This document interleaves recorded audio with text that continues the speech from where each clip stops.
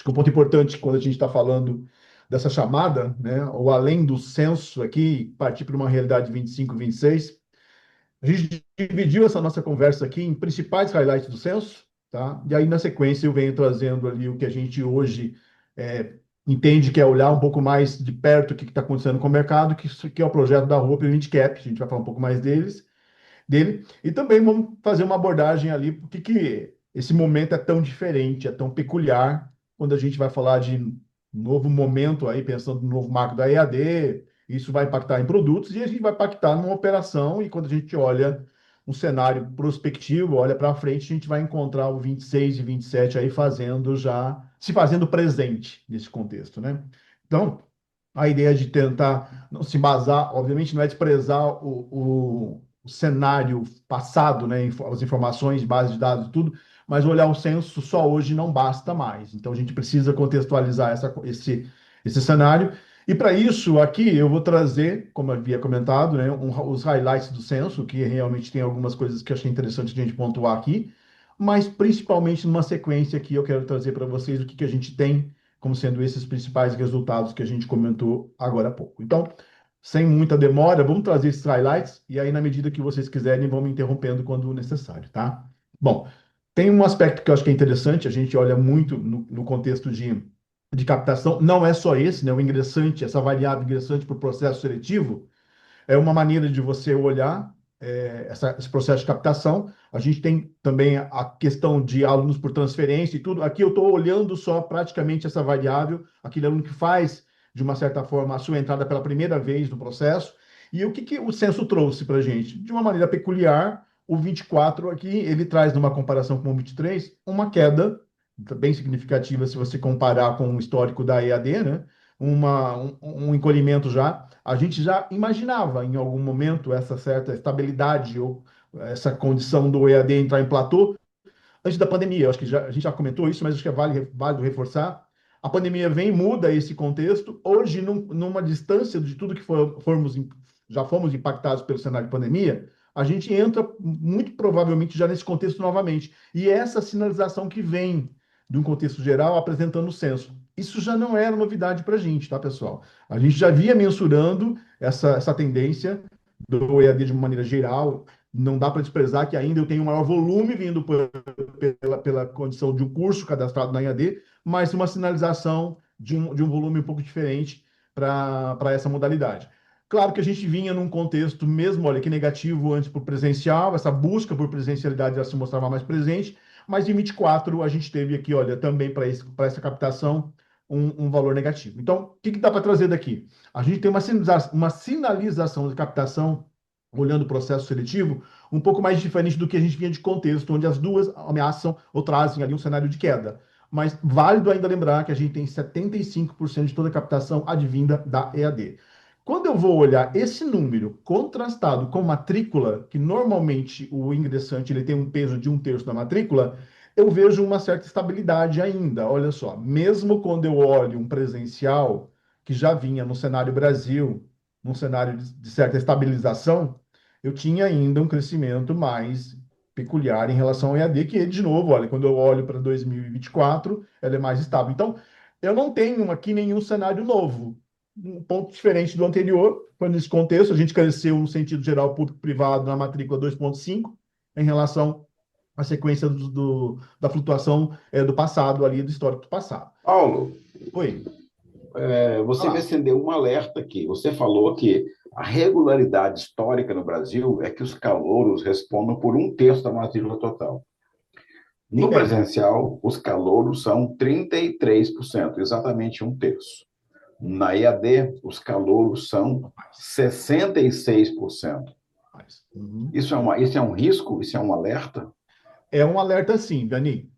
Eu vou até fazer exatamente isso que você trouxe agora. Eu faço um comentário lá no Indicap depois, quando eu olho um semipresencial com uma certa pujança, e depois eu olho um EAD um pouco diferente. Então, qualquer oscilação que eu tenho na captação do EAD, ela reflete nessas outras duas modalidades, tá? Então, é isso mesmo, é por esse caminho mesmo, tá? Um outro Então, ponto que teríamos chama. o quê? Uma vulnerabilidade na EAD. Eu não diria que é uma vulnerabilidade, Vianney, é que naturalmente, quando hoje eu tenho essa característica de ter um grande volume advindo pela EAD, porque é assim. No fundo, Vianney, a gente tem que ter um viés que ele acontece aí, fica um pouco difícil de a gente conseguir abrir essa caixinha, que era o seguinte, a gente sempre trazia essa condição já. Essa bimodal do MEC, era presencial ou EAD, isso não uma questão de registro, tá? Mas quando eu vou para uma operação mesmo, o meu presencial ele já Os... não é mais presencial 100%, como eu tinha antes. E o meu EAD também, Aham. ele ele já não era. Então, eu tenho esse peso, tá? Só que esse peso ele é diluído quando eu começo a olhar o semipresencial, tá? Então, Mas ok. ainda assim, eu ainda vou ter um peso grande, sim, do esse online mais enxuto, com menos presencialidade. Isso é fato, Vida tá? que segue. E o que que eu Paulo, se achei? me Oi, permite, fica à vontade, eu Sibeli. acho também que se a gente ampliar um pouco o olhar para tornar isso mais simples para quem está nos assistindo, nós vimos num crescimento de AD padrão China, né? A gente teve momentos de grande explosão e a gente não Uhum. pode esquecer que essa virada que nós estamos mostrando hoje tem um reflexo muito importante em 2020, quando nós tivemos o evento da pandemia, que afetou várias questões de digitalização, incluindo a educação. Então, quando a gente olha para o cenário que vem hoje, com uma pequena queda, a gente não pode esquecer que a gente vinha num crescente muito fora da curva também desde 2020. E o Uhum. que isso nos traz de insight ou de lâmina é a gente realmente precisar pensar sobre o que vai ser determinante daqui para frente. Será que é preço? Será que é valor percebido? Será que é diferenciação por modalidade? Porque o fato do ritmo de crescimento ter desacelerado em 2024 precisa ser traduzido como ou maturidade de mercado ou início de uma saturação. Só que nós Perfeito. tivemos muitos coeficientes nesses últimos 4 anos, né, incluindo uma pandemia mundial, que refletem nesse cenário atual. Então a gente tem que ter bastante cuidado com a leitura realmente desse dado, como você coloca. E o que é peculiar quando você traz isso, e eu falei do viés, Sibeli, é porque a gente já encontrava o mercado fazendo entrega, mesmo com essa inteligência de uma matriz ou de fazer um produto, que distanciava-se já de um contexto, ou era do bimodal do MEC ali. O semipresencial se fazia já presente. Então, nessa equação que a gente está mostrando, esse retrato que eu trago do censo aqui, ele é bimodal. Só que quando na realidade eu vou olhar a operação mercado, isso não reflete necessariamente uma operação mercadológica. Tanto é que quando a gente vai olhar um mercado hoje, fazendo um diagnóstico mercadológico, eu tenho que entender naquele mercado, naquela região de abrangência, o que efetivamente é consumido de graduação. Dentro dessa estrutura, eu vou ver o que era o presencial mesmo, o EAD e o semipresencial. Aí eu tenho maneiras de fazer isso mesmo antes do MEC abrir essa nova condição agora de ter um semipresencial. Tá? Legal, bacana. E aí eu acho que válido, a gente viu muitas matérias, né? 50% das matrículas do EAD. Vale também lembrar o seguinte, que quando eu olho só a rede privada, isso já tinha acontecido há quase 2 anos. Então, eu estou falando aqui de um público privado, matrículas totais, aí tudo bem. Então, é uma manchete que não é uma manchete tanto no sentido geral, tá? Mas fato que dá para entender aqui eu tenho sim essa mudança que a CBL traz, porque eu tenho um volume muito grande dentro da estrutura do EAD. E aí, eu acho que o que é legal dar uma olhada aqui é quando a gente começa a segmentar isso e olhar um pouco mais essa questão do que a gente tinha em relação a um portfólio presencial. Então, esse aqui é o histórico nosso, olha só. Olha a volatilidade que a gente tinha encontrado aqui, olha, 2000, isso aqui é pandemia, 2020, 21 e até 22. Isso aqui ó, já está um pouco mais consolidado, essa taxa de crescimento aqui do meu CAGR. Ó. Isso é interessante. Isso não só em pesquisa de preço, que a gente faz sistematicamente ano a ano, quando o preço do presencial se mostrou um pouco mais estável nessas duas últimas pesquisas, 24 e 25, a gente encontrou uma volatilidade de queda maior para o EAD também. Então, assim, temos sinais desse mercado que está acontecendo, em linhas gerais. Eu tenho que entender muitas vezes, quando eu estou numa operação local ou até regional, quais são as distribuições desses sinais localmente. E aí, de novo, que essa inteligência de um marketing, de um comercial e de uma estrutura de gestão mais profissionalizada, ela vai perceber esses sinais. Tá? Eu acho que isso para a gente é muito importante. Tudo bem aqui, Sibete? Quer E comentar alguma aí, coisa? não, tudo bem. E o que a gente também precisa olhar para o número, quando a gente olha, né, a intenção governamental, a gente sabe que a gente ainda tem um universo de jovens muito grande para atingir pela meta do governo com educação superior. Mas também a gente precisa entender que captação não é só abrir vaga. Eu tenho certeza que você vai mostrar aqui para frente que a oferta, né, ela está explodida, e vamos conversar isso mais para frente. Mas, sobretudo, Esses, abrir desejo. Então, a gente também esse, olha para um cenário que, além do cenário macroeconômico, político e comportamental, nós temos um jovem que hoje tem um leque de ofertas muito grandes em outros mercados educacionais, que não só a educação formal, e que talvez ele também dê sinais de perda de desejo. Então, com uma remodelação, como o Paulo coloca aqui, um bimodalismo, né, que vai se ampliar. Agora, oficialmente, não só como era na prática, porque nós já tínhamos um curso presencial com uma boa carga de ensino à distância e também já tínhamos um ensino à distância com alguma carga de presencialidade. Quando nós temos essa oferta um pouco mais formal, talvez nós possamos estar em um caminho positivo, eu sempre vejo muito positivamente, que é retomar em jovens que ainda têm condições de estudar, mas estão fora do mercado, o desejo pelo estudar. Nunca foi Excelente. falta de Vida... vaga, né? Ok, Sempre foi beleza, sobre bacana. desejo. Vida que segue, Paulo. e olha só, nesse contexto, quando a gente vai trazer esse referencial, eu acho que tem algumas coisas que é interessante a gente já começar a pontuar aqui.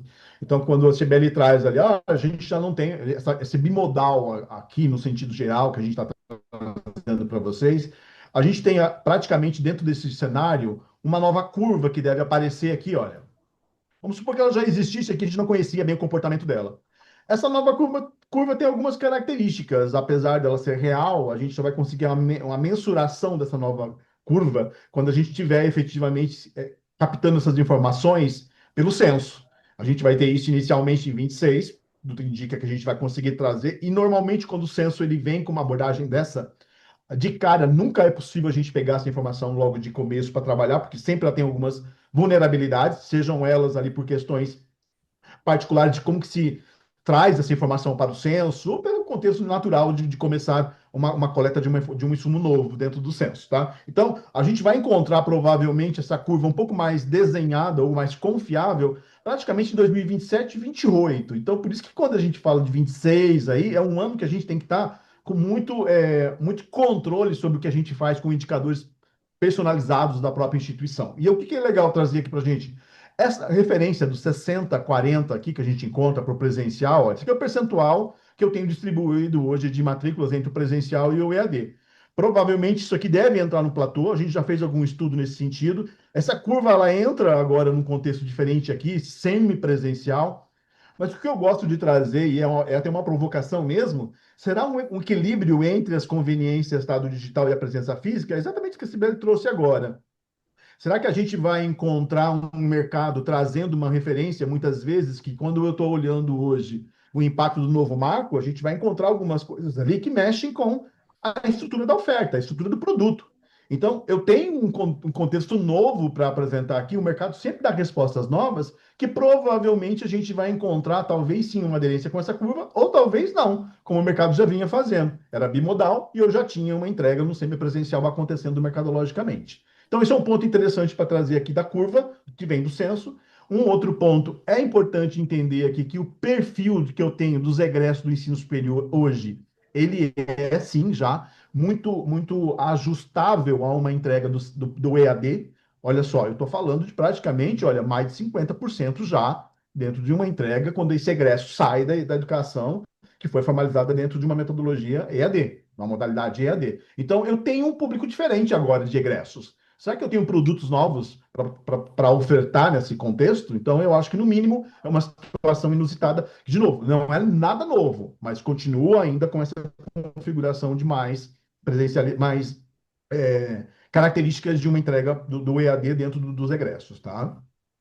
De novo, se a gente vai olhar esse mercado, é importante entender que quando eu tenho essa sistematização, onde 75% das matrículas vêm advindas de produtos que são atrelados ao EAD, eu tenho também diversos tipos de operação. E aí, quando a gente vai olhar, aqui é só para a gente ilustrar, como sendo uma espécie de fato portador de futuro, se eu pegar as 20 maiores IES, tá? As 20, estou pegando o top 20 censo aqui, tá? Censo 2024.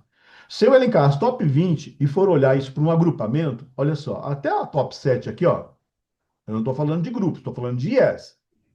Eu tenho um referencial de uma operação de 160 mil até 800. tá? Pega aqui uma Unopar, Croton, Cruzeiro do Sul. Então, dá uma olhada aqui. Entre o top 7, eu tenho Grupo Consolidador, Consolidador, Consolidador, Consolidadores, olha, tá? Claro que se eu for avançar até a 20ª posição aqui, eu vou encontrar isso aqui, olha, 62% desse mercado está dentro dos grupos consolidadores só no top 20. Eu estou falando aqui de quase 467. Vamos pegar, se eu vou tirar quem está com zero lá na base do censo, daria 467. Mas tem 500 e alguma coisinha IES que ofertam no EAD, tá? Então, olha só, sobra quanto para as outras IES? 25% praticamente, tá? E a dinâmica de operação, eu até trouxe para vocês aqui, olha, eu tenho características diferentes para cada operação, olha, quando comparado só olhar do censo, ó, teve encolhimento, mas eu tenho aqui, olha, operações onde tiveram ressalvas, ó. Então, eu acho que o que chama a atenção aqui é quando a gente está olhando um novo marco impactando o cenário.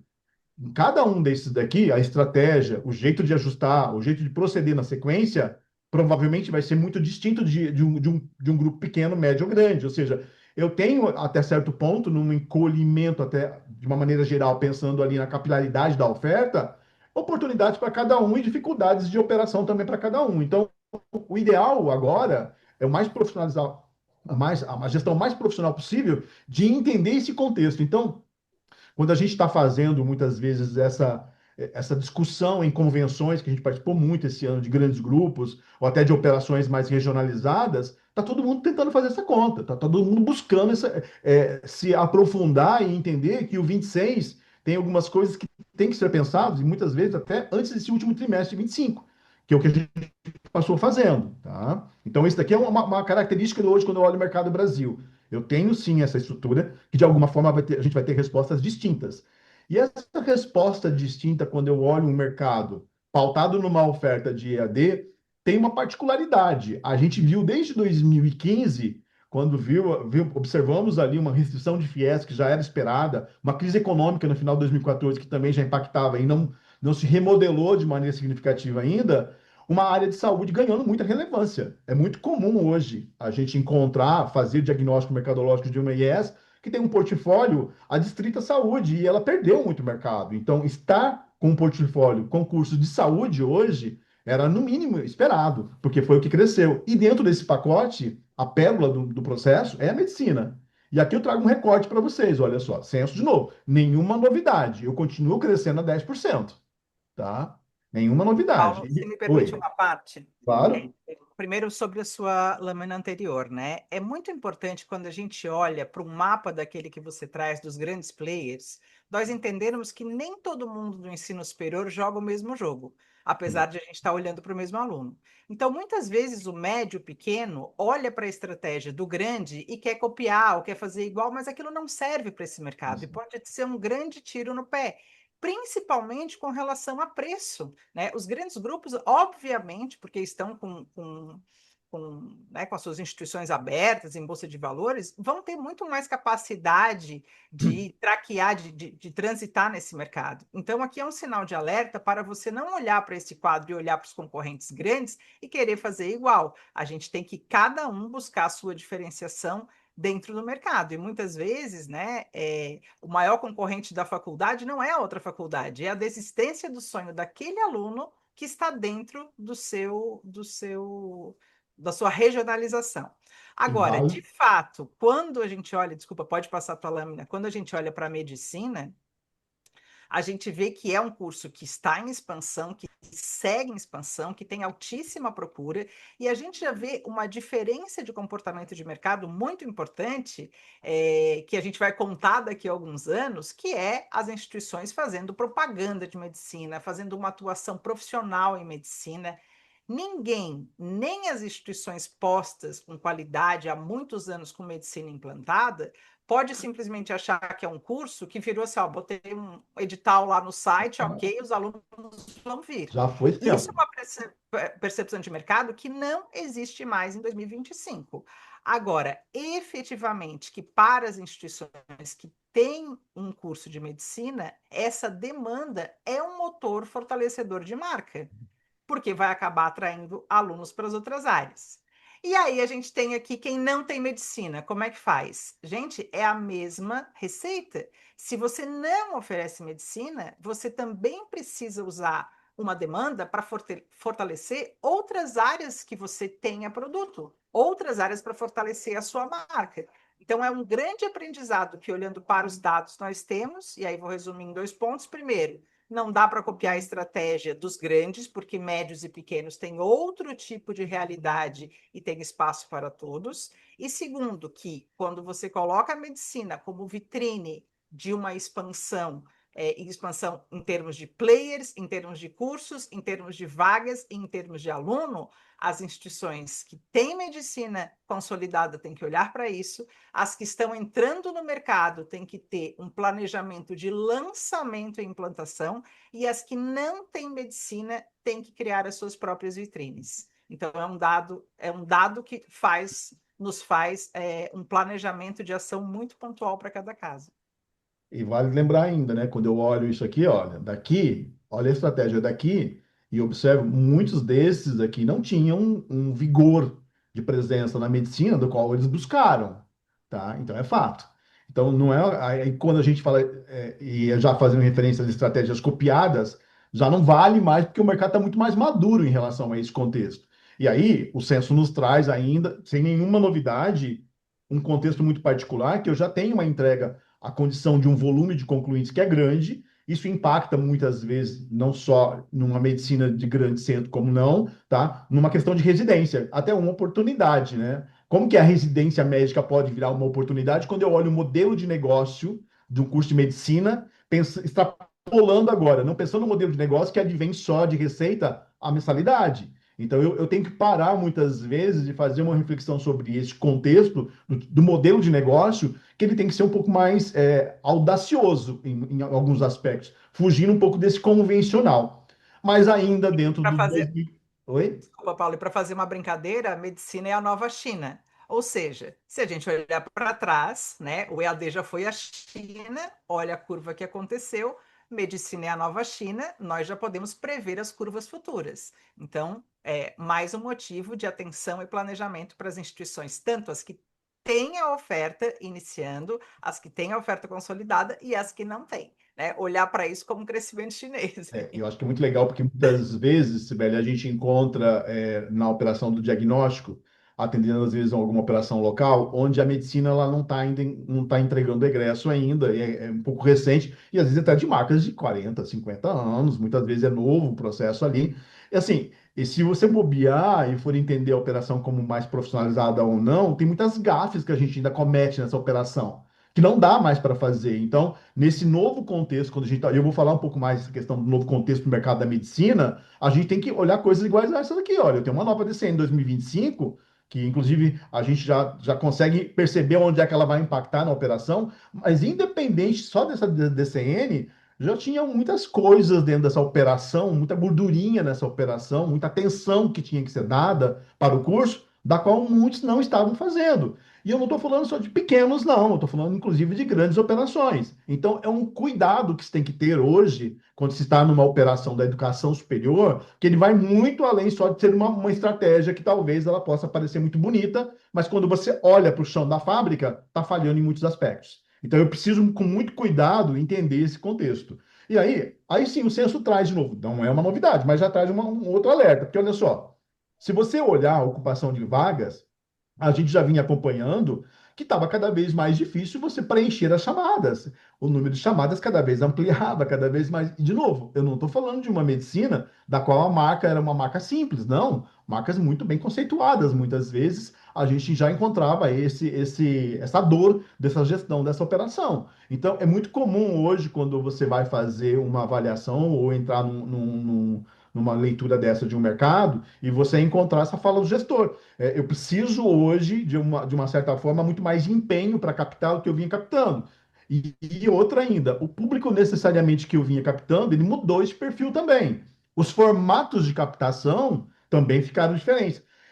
Eu vou trazer depois um desenho mais específico desse contexto de mercado, mas eu acho que a gente não pode perder essa referência aqui. Então, independente desse contexto, tá, de um desenho de censo, uma coisa é fato, a gente continua crescendo ainda no volume do mercado da medicina, seja por judicialização, seja por mais médicos, seja por expansão autorizada de vaga, tá tudo tranquilo. Isso tem uma dinâmica natural. Para mim, isso, eu gosto muito de usar a referência, é um fato portador de futuro. Significa o quê? Eu vou aumentar, sim, o nível de concorrência ainda. Mesmo que eu tenha diversos outros impactos ali, de regulação do MEC, essa condição de mais oferta, ela prevalece, pelo menos por um bom ciclo de tempo. E para E tem trazer muita esse... gente em implantação, né? Tem muita Exato. gente em implantação. E o Paulo, agora eu vou puxar aqui o censo, eu não lembro de cabeça, mas se eu não me engano, medicina não é nem mais o número com o maior número de alunos por vaga. Tem outro curso quando a gente olha para o mercado total. Então, Tem o nosso algumas... recado é: não tem mais zona de conforto, nem na medicina. Né? Eu e vou procurar esse dado enquanto você apresenta. Até quando você traz uma condição dessa, muitas vezes isso acontece em tecnologia, e é uma tecnologia que normalmente, um curso de tecnologia que normalmente ele é nichado também. Então, de novo, eu entro numa outra dinâmica de mercado, tá? Eu tenho dentro dessa estrutura mercadológica Brasil essa segmentação por posicionamento estratégico. E aí que vale é entender como que é a regra do jogo dessa pirâmide de posicionamento para não cometer nenhuma gafe de novo, né? E essa gafe pode sair cara. Bom, visto a condição de alguns highlights do censo, a gente entra agora no que a gente pode trazer como sendo algumas referências que a gente já começou a trazer alguns elementos para vocês aqui. Bom, para quem quer conhecer um pouco mais do Indicap, eu deixo aqui um QR Code para vocês darem uma olhada, mas vale lembrar que é um projeto da Roper que está praticamente há 2 anos. Ele veio dessa condição, dessa necessidade do mercado, da gente conseguir fazer um olhar para frente, além desse retrovisor, ou seja, a gente está falando de uma sinalização de captação mensal. Então, estou falando de ingressantes, captação de matrículas mensalmente sendo atribuídas a esses participantes do INDCAP. Hoje nós temos 311 IES participando, tá? Se eu for fazer uma referência a uma pesquisa estatística, eu estou falando de uma confiança de 95% e um erro de 5%, um erro amostral.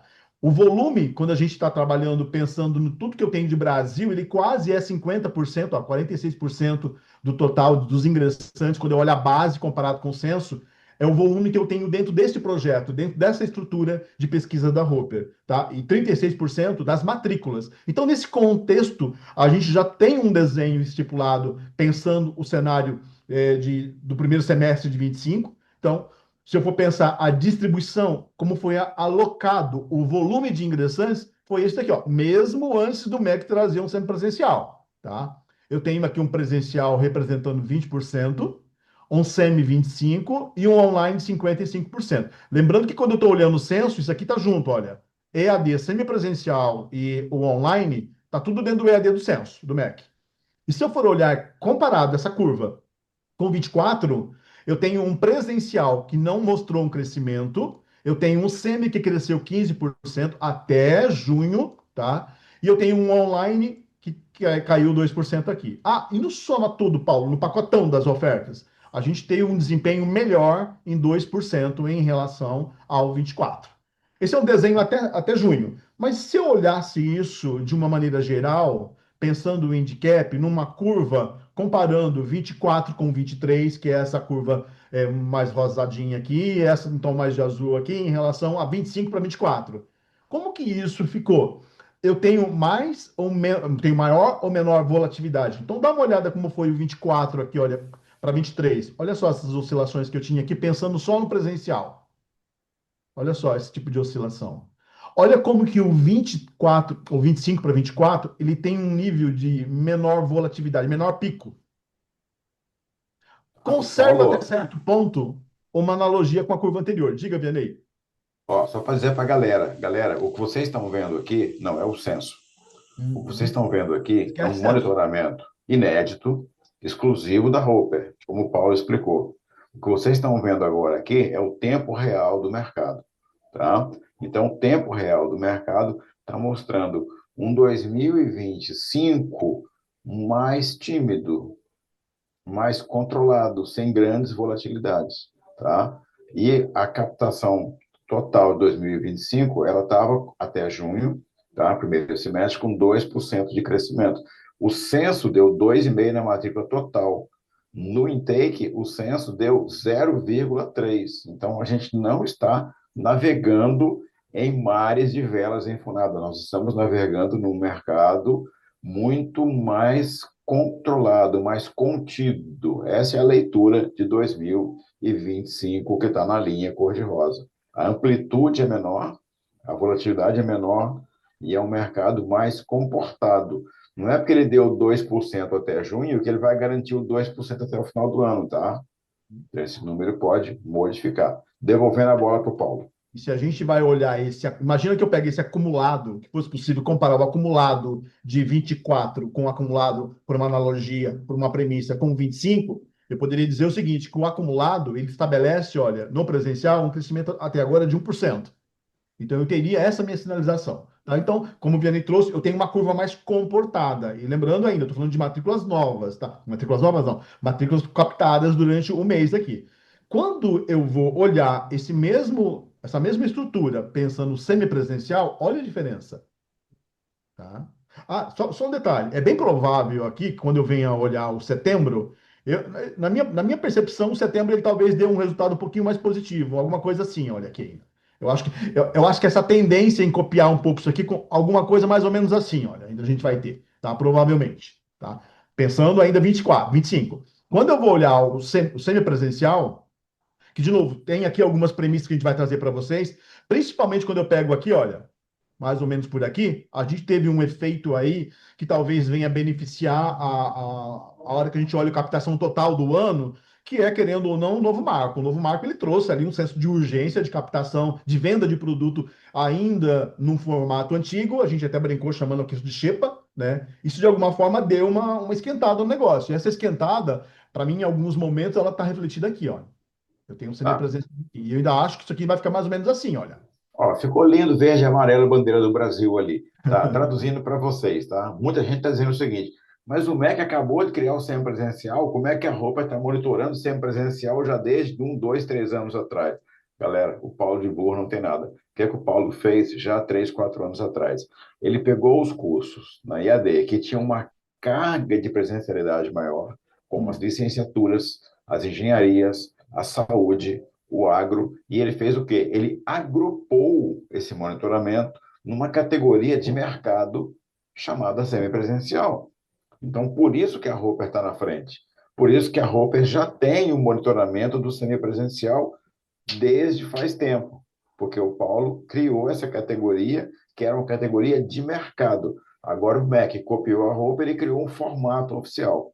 Tá? Então, só para você entender por que, que a Roper já tem o Tinha essa fala resultado antes. da matrícula do semipresencial. Esse semipresencial ainda não é o novo, é o semipresencial Exatamente. antigo, com a presencialidade livre do antigo. O semipresencial novo ele começa agora, mas é o mesmo agrupamento de cursos. Por isso que a Roper consegue fazer esse tracking inédito para você e fazer a sua análise de mercado como ninguém mais consegue fazer no país. Devolvendo a bola para o Paulo. E lembra, só um parênteses, né? E lembrando que boa parte deles são exatamente cursos na área da saúde, né? Sim, Exatamente. saúde, licenciaturas, engenharias e agro. É o agrupamento. Não são os únicos, mas são os de maior volume, tá? É. E, claro, quando eu olho esse acumulado, gente, pensando em agosto, olha, o meu crescimento, estou falando de crescimento acumulado, cresceu 20%, tá? Então, eu estou falando desde janeiro até agosto, comparado com o ano de 24. Quando eu vou olhar o online, tá?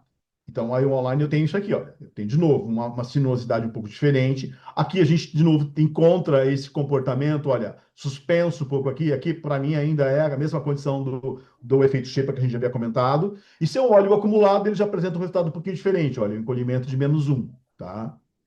Se eu vou para o totalizado eu tenho essa curva aqui, olha. A gente encontra um cenário, uma curva um pouco maior, tá? No geral, do acumulado, eu encontro esse desenho um pouco maior, melhor que o 24, e isso tem uma relação direta. Lembra do volume que o EAD, o Vianney me provocou lá no começo? Se eu crescer muito no EAD, no semipresencial, alguma coisa, isso impacta no geral? Impacta, olha só. Me parece que isso aqui era para talvez ter um comportamento um pouco mais assim. Esse efeito Shepa, ele fez um comportamento subir um pouquinho para a gente aqui, ó, tá? Nesse Sim. momento. Tá? E se a gente vai para fechar aqui essa ideia de olhar, então isso que a gente trouxe até aqui, olha, é o que a gente visualiza de captação até agora, como a Sibeli trouxe ali, A gente já está olhando 26 agora, tem que estar tudo organizado. Dentro desse contexto de organizar tudo, eu acho que tem alguns elementos que quando eu olho uma oferta da medicina, tá? Olhando já a segmentação futura aqui, eu tenho que tomar esses cuidados aqui, olha. Um mercado, tá? Diferenciado, onde eu tenho uma entrega um pouco mais já pensando em conveniência. Eu tenho novos cursos sendo administrados nesse mercado, certo? Esses novos cursos, se eu for distribuir regionalmente, eu tenho uma concentração em Nordeste, olhando só a medicina, tá? Então, isso obviamente vai acabar crescendo, sim, uma estrutura não só de vagas, mas a quantidade de médicos por 1.000 pessoas por habitantes vai aumentar. Ou seja, de novo, é um insumo, é um fato portador de futuro, dizendo que o mercado da medicina ele continua aquecido ainda, tá? E ele exige que a gente tome mais cuidado para entender se a minha operação ela está mais pautada nesse modelo de negócio ou nesse modelo de negócio aqui. Para a gente encontrar, muitas vezes, não encontrar, então, muitas vezes, uma instituição fazendo uma precificação de desconto exagerado num curso que talvez não fosse necessário, tá? E aqui, Paula, eu vou fazer um ponto, porque nós acompanhamos vários clientes que têm implantado medicina, e, de novo, a implantação de um curso, como uma implantação de qualquer produto, não significa que você vai conseguir vender inicialmente nos primeiros semestres todas as vagas. Então, a Exatamente. realidade hoje é que, da maioria esmagadora dos clientes que nós temos acompanhado, você não preenche todas as vagas aprovadas no primeiro, no segundo, às vezes até no terceiro semestre. Medicina, ainda que a gente veja aqui um crescimento, demanda sim um espaço, um caminhar para a implantação e preenchimento total das vagas. Então, não se assuste se você na sua instituição colocou medicina, está começando a captação e achando que tudo vai ser preenchido, e na verdade você fica com vagas ociosas. A medicina hoje já demanda um planejamento muito profissional e ainda assim há um caminhar até chegar à plena implantação. E eu volto a insistir nisso aqui, Sibeli. Olha, eu tenho dois momentos de mercado para medicina já, querendo ou não. Eu tenho uma oferta que ela tem características de grande centro, de uma marca um pouco mais consolidada e tudo, e tem uma medicina muitas vezes nova e de interior, que tem uma dinâmica diferente, que tem uma estrutura diferente de ação, mas independente disso, quando eu coloco todo mundo no mesmo pacote, no mesmo segmento, eu preciso entender que a medicina está sendo impactada por algumas outras estruturas que a gente vem de um processo de regulação. Então, eu tenho, por exemplo, o ENAMED já exigindo que algumas ações sejam trabalhadas. Eu tenho esse novo momento da educação médica, de alguma forma, quando eu estou olhando o curso da medicina, para vocês terem uma ideia, hoje, a gente não olha mais o pacotão curso como olha um curso geral de odonto, por exemplo. Não, a gente já começa a refinar. Eu olho os indicadores do primeiro ciclo, que é fundamento da jornada médica, eu olho os indicadores do segundo ciclo, a trilha de vivências aqui das clínicas, e eu olho o internato. Eu preciso fazer uma segmentação. Isso daqui, olha, é a melhor estratégia para você olhar a medicina hoje. Então, não dá mais para você fazer um olhar grosso nessa estrutura de avaliação da operação. Então, esse novo momento, a gente vai encontrar, sim, diversos, vamos pensar assim, condições diferenciadas dessa operação. Seja, de novo, para um grande, para um pequeno, para uma média operação. Inevitável nesse contexto, tá? E aí, quando a gente traz esse novo contexto, deixando de olhar a medicina, e a Cibele já tinha pontuado isso anteriormente, em novos produtos, de um contexto geral, se eu for pensar que um novo marco ele vem com uma estrutura que mexe com a configuração do produto, que é a experiência do aluno, principalmente aqui, olha, onde eu mexo na estrutura da matriz, dessa entrega, onde naturalmente isso aqui vai deixar de ser um nível de, vamos pensar assim, de flexibilidade diferente, eu tenho uma estrutura de precificação que provavelmente também vai ser um pouco diferente, eu tenho que entender que nesse momento, muitos gestores dessa operação estão fazendo isso, olha, revisões de projeto pedagógico, estão mudando isso aqui, estão tendo que entender quanto vai ter que investir em infraestrutura ou em parceria, a capacitação docente, essa comunicação com os estudantes, que se isso não acontecer, principalmente isso daqui, olha, eu corro o risco de repensar esse produto e entregar algo que ninguém queira mais. Ou seja, eu tenho uma característica de entrega da EAD que eu preciso entender se ela está sendo contemplada aqui. Eu estou falando praticamente, sim, da questão da flexibilidade da compra que o aluno via anteriormente. E um outro elemento que é importante dar uma olhada: eu tenho um público, um prospect, que está entrando numa condição diferente. Isso aqui é só um fato portador de futuro para a gente avaliar, tá? E aqui, Então, Paulo, eu queria, se você me permite, fazer um ponto claro, aqui nessa questão da comunicação. Nós, infelizmente, tivemos muitas instituições, agora nessa virada de marco regulatório, chamando o EAD de última chance, né? A gente viu muito isso. Uhum. E é um discurso que, como foi colocado, seria assim a última chance para o aluno se matricular no EAD. E eu acho que isso foi uma grande armadilha, porque a comunicação, como é que você fica isso agora, né? Você compromete a confiança de imediato no longo prazo. Então, é uma falta de cuidado meio que generalizada das instituições com relação à comunicação, com relação à falta de contar suas próprias histórias. Quando você não conta uma história para o aluno, quando você não traz ele para essa realidade, você depois tem uma grande dificuldade de dar sequência, de criar uma narrativa e de criar uma aderência do aluno à sua proposta pedagógica, à sua proposta de oferta. Então, foi uma coisa muito ruim que aconteceu no marketing educacional e que a gente sabe que, né, não acabou o EAD, houve algumas mudanças aí de paradigma, mas esse quarto ponto que você coloca, ele é talvez um dos mais importantes, né? A arte da gente transformar essa comunicação com o estudante e aprender a contar as nossas histórias. E para mim, um elemento muito importante na hora de contar essa história, ter essa narrativa de maneira estratégica e eficiente, é quando eu conheço esse aluno, quando eu ouço, quando eu faço uma escuta. E aí, gente, é pesquisa mesmo, quando eu pesquiso o meu alunado, quando eu entendo o meu prospect. Por quê?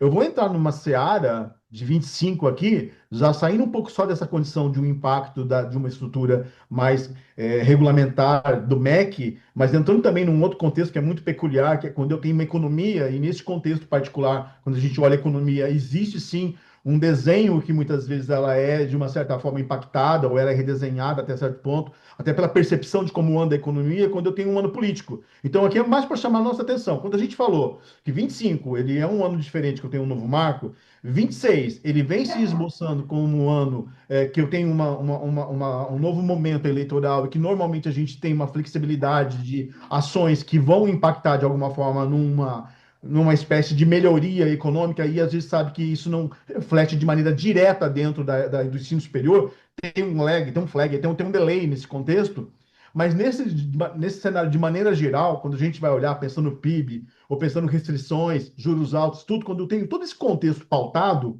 e entendendo que 2026 pode ser um ano mais ameno, um ano mais doce, vamos pensar assim, o ano 2027 pode ser um ano que talvez seja um pouco mais duro, no sentido de cobrar a conta. Em específico, o segundo semestre de 2027. Aliás, um pouquinho mais, o segundo semestre de 27. Por quê? Porque a gente pode ter esse desenho aqui, gente. Ó. Isso aqui é um ensaio só, mas olha só. 2025, um adoçamento fiscal e expansão de crédito. Qual que é o efeito no ensino superior? É um efeito neutro, imediato, mas melhora a confiança institucional. Um 2026, como que fica esse 26? Além do processo de fazer a operação, ter que cuidar dessa entrega, desse novo produto, acomodar ele certinho, tá? Eu tenho um estímulo pré-eleitoral, vamos pensar assim, uma captação da rematrícula reage positivamente, tá? Então, 6 meses depois, seria o segundo semestre de 2026, seria melhor. Logo 27 ainda, olha, reversão fiscal, vamos supor que independente do que acontece nessa condição de estrutura de quem assume, a gente tem uma conta para pagar logo em 27. Então eu tenho um impacto inicial limitado, mas a confiança ela começa a cair logo no começo, no final de 27. Então eu tenho sim aqui, olha, uma contenção de um cenário, quando eu olho para 28, daquela volatilidade, aquela instabilidade. Tudo que a gente quer é fazer uma gestão com menos instabilidade possível. Então, eu olharia sempre o 26 com muita cautela, com muita premissa de entender as oportunidades, mas nunca deixar de acompanhar exatamente como que está o seu mercado nesse contexto, porque 27 pode vir fazer, pode trazer sim o boletim da conta para a gente pagar ali. Então, nesse cenário, quando a gente está olhando de uma maneira geral, é o que a gente começa a perceber dentro dessa estrutura, mesmo tentando acertar em alguns pontos, pensando no que a gente vai ter de aquecimento, desaquecimento, tem sim duas coisas que é importante entendermos. A gente está remodelando o produto ainda, em muitas situações, que a gente, se não errar muito nessa mão, errar um pouquinho, a gente vai ter que errar, não adianta. Ouvir o aluno é uma condição que nos deixa um pouco mais confortável nesse contexto, para corrigir rota rápido. Então, tem um 2026 que tem esse desafio, mas tem esse outro aspecto, que pode ser que em 2027 a gente tem um momento, um cenário um pouco mais duro nesse sentido de economia, tá? De uma maneira geral, quando a gente está pautando o modelo, entendendo o que pode acontecer com aquelas curvaturas ali, esse pode ser alguns elementos que venham a mexer com esse desenho daquelas curvas que a gente estava desenhando no handicap. Bem, Benê, quer Bacana. perguntar alguma coisa?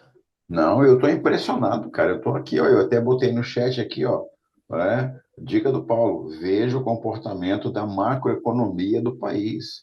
Tá? Você tem que estar ligado no não que você quer que aconteça, no que está colocado como aquilo que vai, que pode acontecer.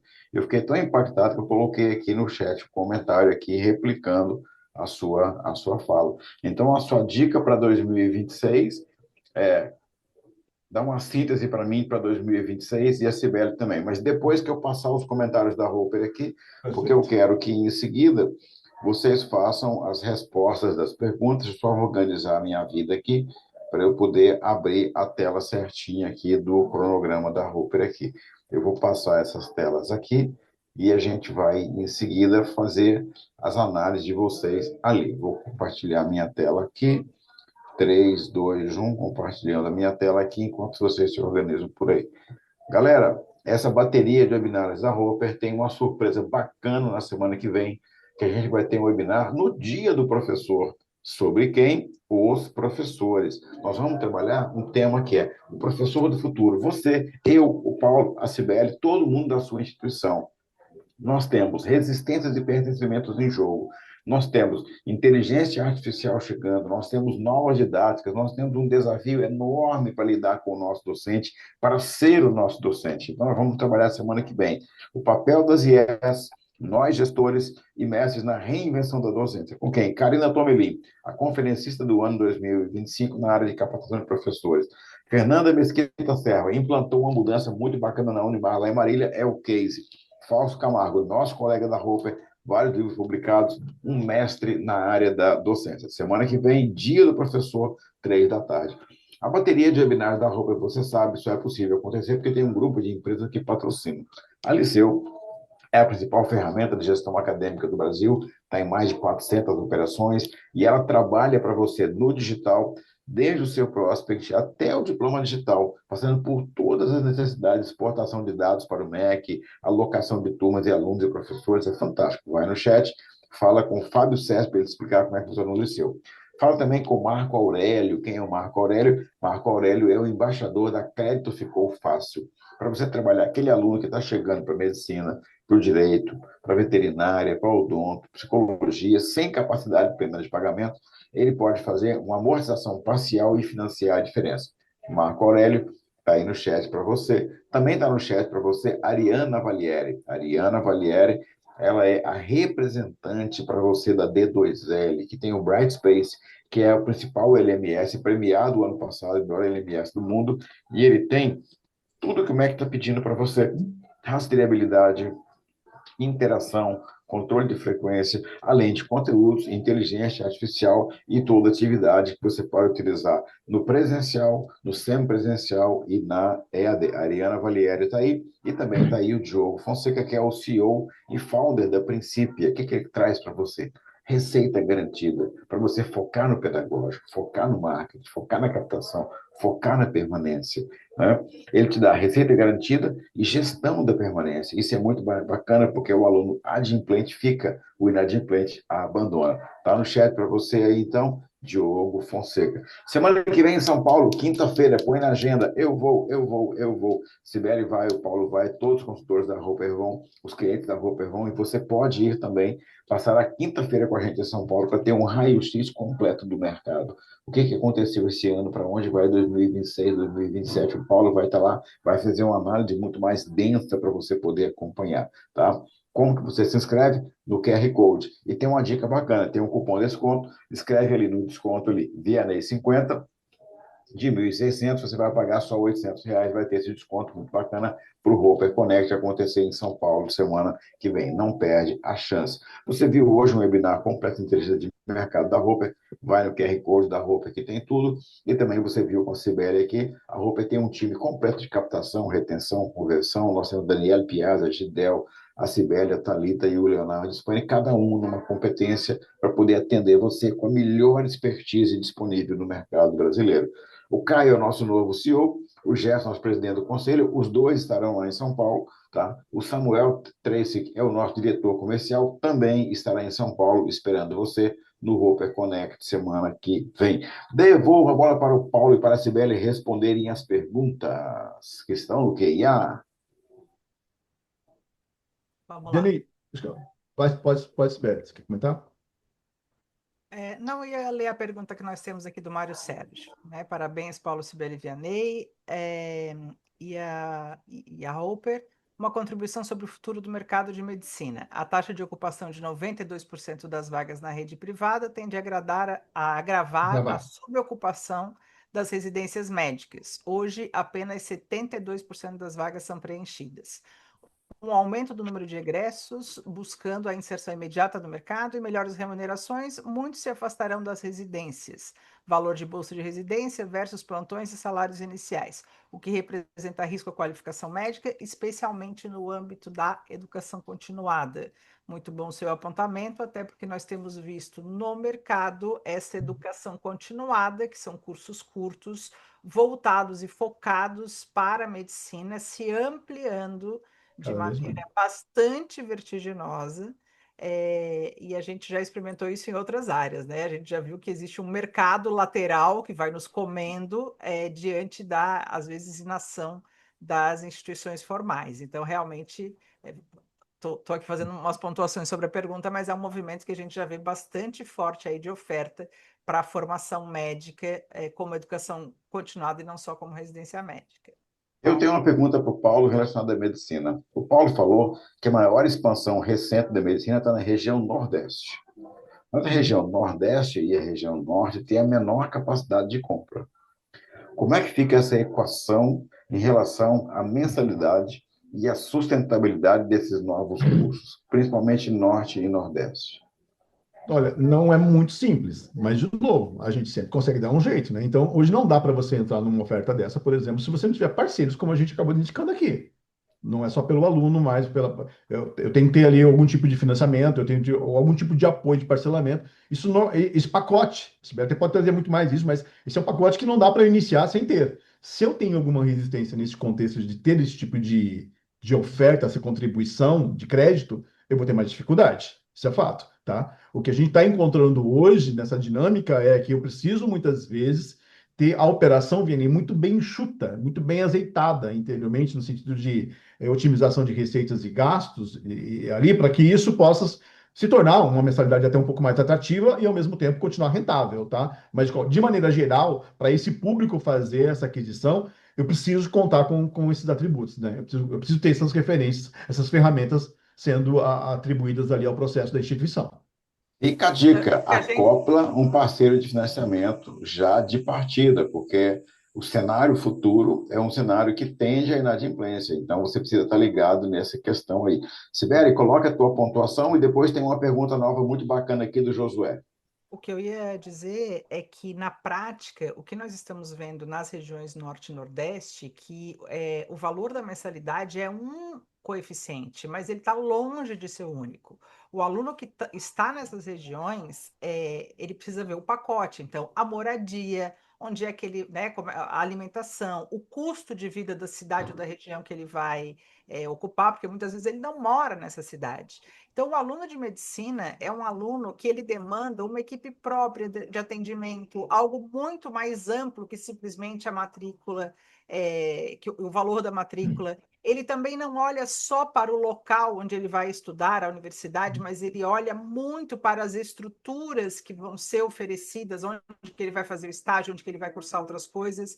Então, é algo muito mais amplo e que o que nós vemos na prática é que muitas instituições não estavam preparadas para isso. E não vai adiantar só rifar o preço. Isso não resolve o problema do aluno. Então, o que a gente vê hoje na prática é um aluno que demanda uma atenção muito mais integral, uma coisa que é até parecida com o modelo americano, né, onde o aluno precisa ser tutoriado, acompanhado, em todas as áreas da vida e não apenas na matrícula. Por isso que a gente traz muito. Ouça esse aluno, entenda esse público, porque tem características muito distintas. É peculiar. Às vezes você vê um pai e uma mãe muito mais presente com esse aluno da medicina do que muitas vezes um aluno do ensino médio. É até peculiar isso em algumas operações. Então, isso chama bastante atenção, tá? Reunião de pais de alunos da medicina, muito bacana. Eu tenho uma pergunta GLA, para vocês dois pior aqui, que é ó. sério. É sério, eu sei que tem, eu sei que tem, eu conheço vários. A reunião de pais de alunos da medicina. Galera, pergunta aqui muito bacana. Josué Viana Oliveira Neto, ele pergunta o seguinte: 2026, ano eleitoral, suporta uma elasticidade maior de preço em função de uma economia aparentemente mais solta que você tem no ano eleitoral? Ou diante das premissas de cenários regionais, da capacidade do público-alvo, a gente vai ter ou não um reajuste acima da inflação? 2025 para 26, mensalidade acima da inflação? Roda igual? Roda abaixo? Eu vou trazer o que a gente está percebendo, e aí, atrelando a premissa que ele traz aqui, eu acho que em alguns contextos, sim, para alguns cursos, sim. Saúde em alguns, com o posicionamento de uma marca, sim, mas eu acho que ainda tem uma atenção do comercial e do marketing que ser bem feito, tá? Porque não é uma operação simples, mas principalmente quando eu olho medicina, para algumas dessas marcas, eu acho que é possível, e normalmente eu consigo ali, o que a gente viu na medicina foi isso. Foi a única que conseguiu esse reajuste um pouco melhor. Mas se eu pegar o pacotão do presencial que eu tive, que a gente pegou agora na pesquisa de 2025, eu já vi ali um esboço de 1,5, alguma coisa a mais. Então, é esperado alguma coisa nesse sentido também, tá? Mas, de novo, não dá para generalizar isso. Estou falando de uma mediana, tá? Então, eu tenho diversos mercados. E esses diversos mercados, as características regionais que eu vou ter que acompanhar. Em cenário Brasil geral, eu acho que é possível, sim, mas num contexto específico tem que tomar esse cuidado. Ou Até porque, seja, né, quem não Paulo, tem. Oi, desculpa. Vai, Sibeli. até porque a gente ainda tem muitas instituições vendendo aí faculdade a preço de pizza. Então, o que Sim. preenche vaga é, de fato, percepção de valor. Se o aluno está percebendo valor, eu acho que sim, nós temos elasticidade em alguns produtos para aumentar o preço, mesmo nos cursos mais simples, nos tecnólogos. Mas, de novo, o que que você está entregando? Como é que o aluno está percebendo? Como é que as modificações do novo marco você já vai implantar agora, você vai deixar para depois, você vai ter um pouco mais de aproximação desse aluno, que ele perceba um pouco melhor esse valor? Sim, eu acho que é possível, em muitos casos que eu vejo, mexer sim em preço, mas intimamente aliado à percepção de valor do aluno. Agora tem uma coisa, Ex que não dá Aham. para deixar de lado. Eu consigo fazer isso desde que eu conheço o meu aluno, desde que eu tenha comunicação com esse aluno. Eu estou falando de escuta. A gente faz escuta, tem técnica para fazer isso, a gente acompanha, e essa curva de valor a gente, inclusive, modela para saber, olha, aqui tem espaço, aqui não tem espaço. E Ok, depois, então a dica que fica do Paulo Press é o seguinte: a Roper tem como fazer um grupo focal com seus alunos, tem como fazer uma dimensão da sua inserção na regionalidade. Então a gente consegue dar para você tanto a faixa de preço, que é assimilável ou não pela sua economia regional, como a gente pode fazer para você o diagnóstico do seu atual aluno, para saber como é que está a percepção de valor do seu produto, para você saber se você consegue ou não aplicar esse reajuste ou não. Devolvendo a bola para o Paulo e para a Cibele. Agora já são 4h10 da tarde. Eu quero dar 1 minuto para cada um de vocês fazer o comentário final. Mas antes, eu quero dar aquele print do sorriso de vocês aqui, bem bacana, que vocês estão lindos. 3, 2, 1, já! Lindo, sorrindo, bacana. Então vamos lá, 1 minuto para cada um para fazer esse fecho aí. Só lembrando, tudo começa com um grupo focal e termina numa pesquisa quantitativa interna com os alunos ou até externa com os concorrentes ou com os possíveis prospects. Mas que essa escuta tem que acontecer, tem que acontecer. A gente já navegou muito sem insumo, já foi esse tempo. Hoje eu tenho que ser profissional nesse contexto. Então eu tenho que saber, no mínimo, qual é o comportamento do meu mercado, mas de quem compra o meu serviço. E só tem um jeito de saber, é ouvindo ele. Não tem outro jeito. A gente pode estar equivocado achando que está vendendo alguma coisa, que o meu atributo de qualidade está ok, quando você vai ver, ele está te gritando o outro processo. Tá? Então, eu acho que tem que ficar essa dica aí. Cibele, querida, 1 minuto para você. eu acho que, como resumo do que a gente disse aqui, quem não conta a sua própria história vai acabar tendo a sua história contada pelos outros, né? Esses outros podem ser os concorrentes, podem ser as redes sociais, podem ser os influenciadores. Então, a gente precisa de um protagonismo na educação, na comunicação, para gerar confiança, para atrair e também para reter. A gente sabe que hoje quem não tem um bom curso, quem não tem um bom produto, até consegue atrair, mas não consegue segurar ninguém. E como a gente olha para a medicina como um curso que, na essência, vem com qualidade, e é hoje o curso que mais cresce no país, a gente tem dois desafios. Para quem oferece, realmente entender como é que é esse processo. E para quem não oferece, precisa utilizar esse tipo de demanda para fortalecer a marca em outras áreas. Eu acho que o recado de hoje é não ter mais área de conforto em nenhum lugar nem da medicina, e a gente precisa transformar esses dados, esse futuro do mercado, que não é tão florido como a gente gostaria, em profissionalização, que eu acho que isso que a Roper prega, né? Quando nós chegamos nas instituições, o nosso âmbito aqui é ajudar a instituição a profissionalizar os seus processos e ter um melhor resultado diante disso. E chegaram os abraços para vocês aqui, ó. O Ronaldo, lá de Petrolina, o Wellington, da Unisanta, o Davino Pontual, do Grupo Ilumino. Que vida difícil, entre Salvador e Rio de Janeiro. Uma semana em Salvador, que tortura. Uma semana no Rio, que tortura. Um grande abraço para todo mundo do Grupo Ilumino aí. E também aqui a Suzane, da PUC-PR, da PUC do Paraná, mandou um abraço para todo mundo aqui. A Thaís Helena pergunta: vamos receber a filmagem para assistir novamente e analisar cada detalhe? Sim! Você vai receber a filmagem? Sim! Todo mundo vai receber o e-mail com o replay. E nós vamos fazer um card do replay também com esse sorriso lindo que a Cibele deu e esse sorriso lindo que o Paulo deu. Chegou também um abração aqui lá de Washington, Francisco Oliveira, direto ao vivo de Washington aqui, mandando um abraço para todos vocês aqui que participaram.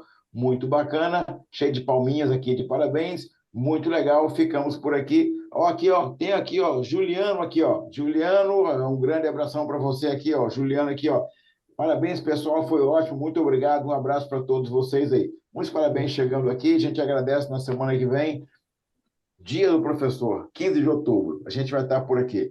Paulo, querido, beijo bem grande, super obrigado. Sibeli, querida, beijo bem grande, super obrigado. Vocês dois deram um show. Teteia, beijo.